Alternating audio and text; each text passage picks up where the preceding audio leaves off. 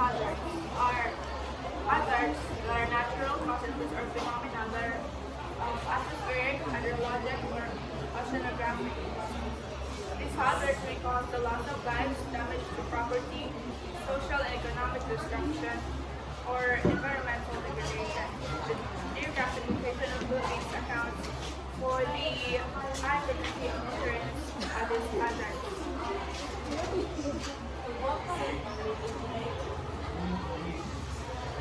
The following are the common hydrometeorological hazards experienced in the Philippines. So first kay ang typhoon. So kung makabantay ta kung na-form na bagyo sa Pacific Ocean, kay malargo gali siya sa Philippines, kay silingan na rubatan sa Pacific Ocean, so directly na siya nga mapunta sa ato ang country. Tas,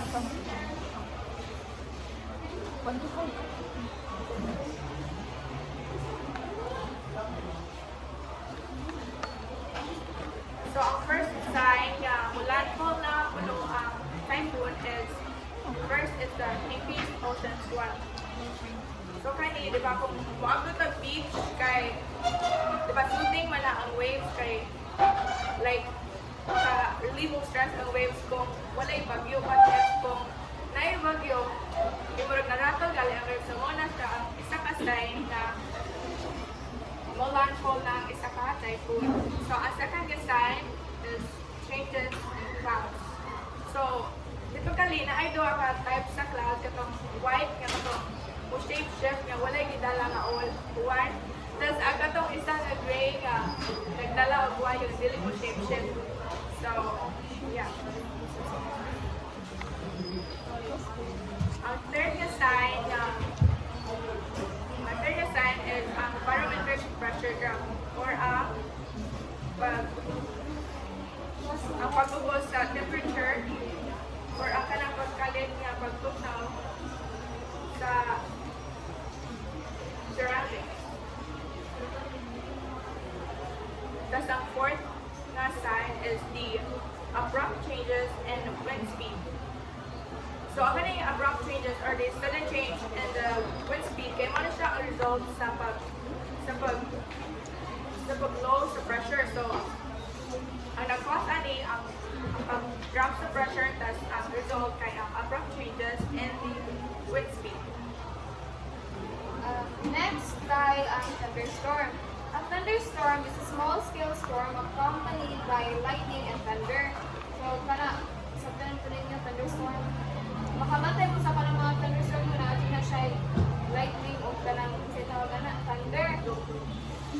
A typical thunderstorm only lasts about 30 minutes to an hour and may cover an area as small as 5 kilometers in diameter. However, they bring about other hazards such as strong winds and heavy rainfall. In extreme cases, they may be accompanied by hail or tornado. The impending signs of a thunderstorm includes the following. Ang first ay ang system of cumulonimbus clouds.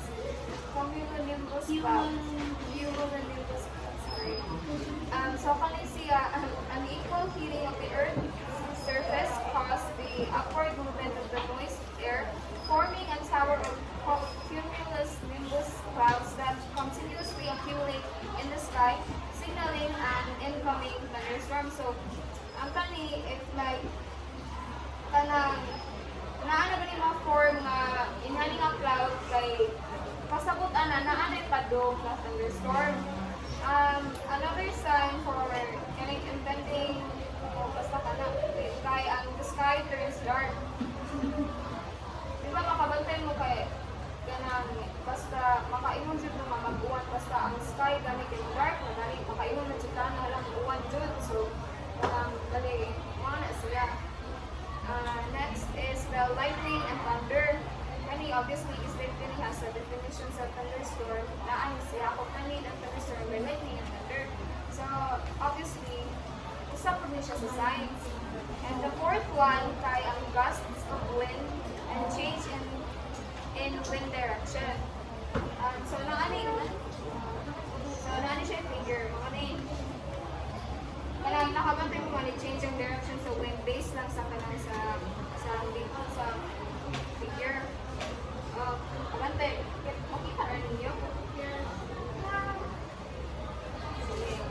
Next. Next is storm surge. So storm surge is a rapid rise of seawater above normal sea level on the coast.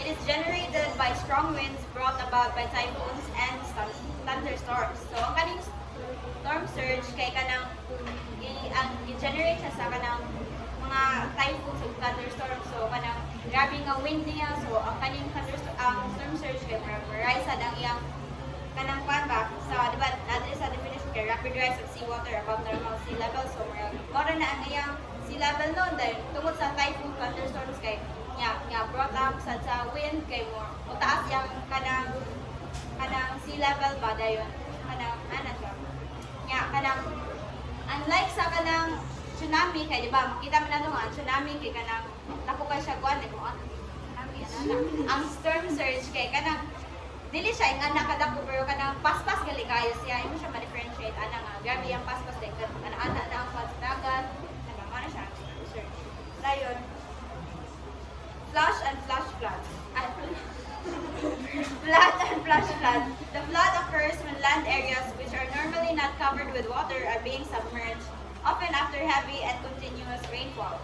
In some cases, heavy rainfall may cause temporary overflow from bodies of water, adjacent lands, or floodplains causing the flood.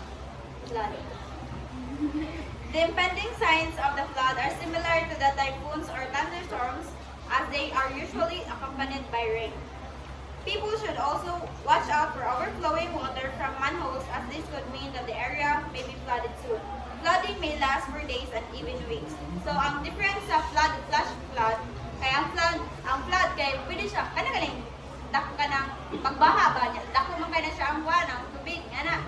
Then pwede siya mo last for pila pa days or weeks ana. Ano siya ang flood. Ang flash flood kay baha siya pero mula siya for pila ka minutes dali ra siya kasi flood.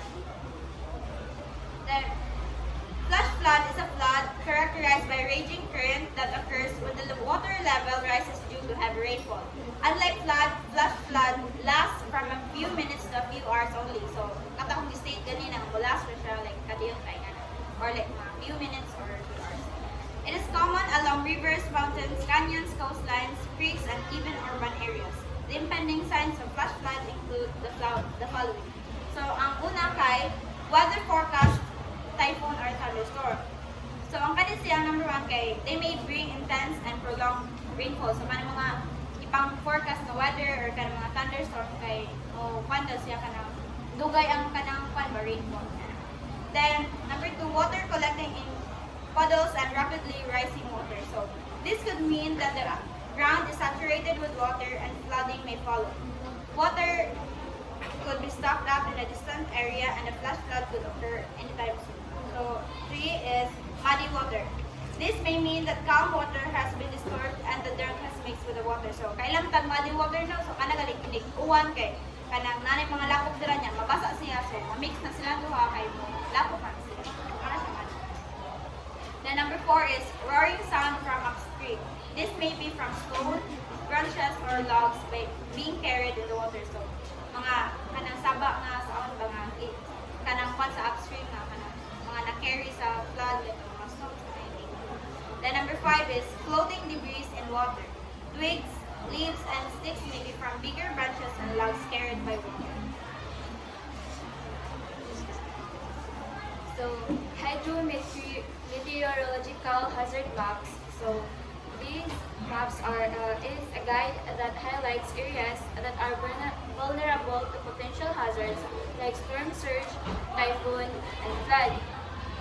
So, kaninga map kay maka-inform siya kung kanang mga people where they relocate before kanang maapektuhan sila sa disaster. So, they can plan accordingly and act to prevent any damage or devastating effects of the disaster with the help of this map. So, tools for monitoring hydrometeorological the National Meteorological and Hydrological Services of the Philippines is authorized in providing the warning for the public safety of the Philippines. So, mo rin siya if kanang mag-uwan or kanang like kanang padunga bagyo is sila ang ma-inform like kanang wala sa red rainfall area kanana dira. So, mag-use ni sa various instruments to monitor environmental conditions. So, the first is the barograph. So, a barometer that reads and records atmospheric pressure continuously. So, kuan siya, kanang mo-assist ni siya in forecasting weather and for determining altitude. And thermograph, an instrument that measures and records air temperature continuously.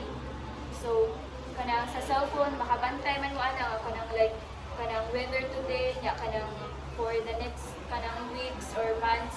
So, mo na siya. And then, ceiling light projector, an instrument that projects a light beam to the clouds. So, kanang mao ni siya, kanang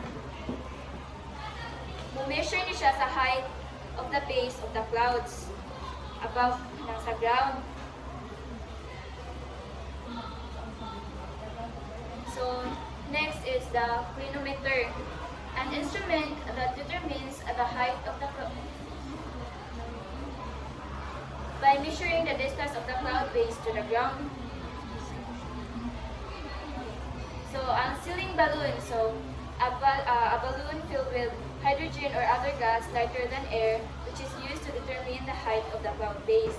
So, ang hydrogen is kanang since lighter man siya sa air, kay kanang makabantay mo alang kanang bulugpad ang kuan if ang balloon butangan og kuan hydrogen.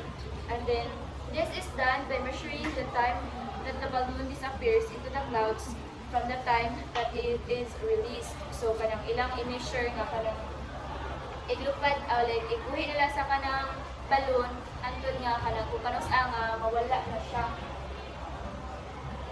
So, theodolite, an instrument that determines wind speed and direction. It is attached to a hydrogen-filled pilot balloon and is allowed to float in the atmosphere at different heights to reach its different levels. So, ang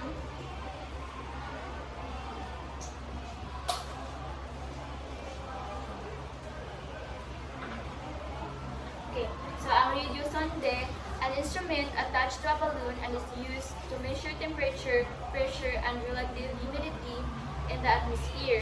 It is equipped with a transmitter that sends data to a radio sonde receiver on the ground. Dayon, ang Raman sonde is like a radio sonde, but it is capable of measuring the wind velocity. So, kanang same na sila, but like kanang makakuan siya sa velocity, sa wind. And then, the wind finding radar, it measures wind speed and direction to radar equals. It works by attaching a radar target to a balloon that is sent to the atmosphere. The time interval and bearing of the radar echoes are evaluated by the receiver ground radar. So the next is the weather surveillance radar. So it directs and monitors the track of typhoons and cloud masses within 400 kilometers. And then the Doppler radar calculates the motion of precipitation, estimates its type, and determines the structure of storms and their potential to cause severe weather. And then the last one is the weather satellite. So provides the synoptic view and coverage area of the weather disturbance and the capacity to relay weather data from remote automatic weather stations.